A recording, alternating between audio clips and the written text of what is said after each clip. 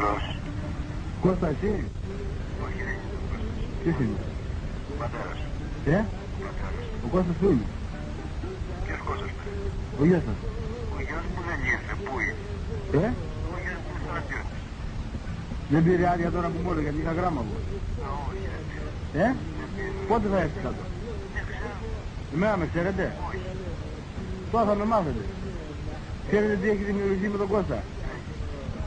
Με τον Κώστα κάναμε παρέα πολύ εδώ στην Πάτρα. Με τον μεταξύ είχαμε φάει πολλά λεφτά. Κατάλαβες?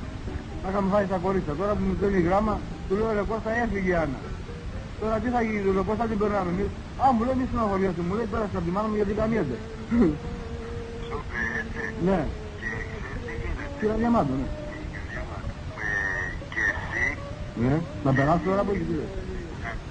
όχι, φέρ' τη μάνα σου, την αδερφή σου και τον κόλλο της οικογένειάς σου να σε περάσω κι εγώ εσένα. Ναι, αλλά η μάνα δεν καμιέται, είναι διαμάντο, το ξέρω. Σε παρακαλώ.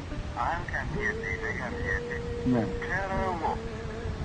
Εγώ το ξέρω και σένα και αυτούς. Σε σένα ποιος σου μίλησε? Εμένα μίλησε... Σε παρακαλώ. Εμένα μου μίλησε ο γιος, γιατί είναι μούλος λέει. Εγώ δεν έχω πατέρα μου λέει, μούλος είμαι. Ναι. Εγώ γαμώ και δέρνω. Ναι, αλλά ο κόσμος είναι... Σε παρακαλώ, γαμώ και δέρνω.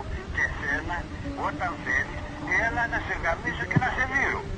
Να σε αποκλείσω δηλαδή από πάσα θυσία.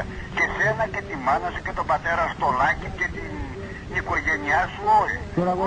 Σε παρακαλώ, όποιον εφέρεις, έλα, ραντεβού, ξέρεις που έχω. Εγώ? Σκηνά, όχι δεν έχεις πουθενά εσύ.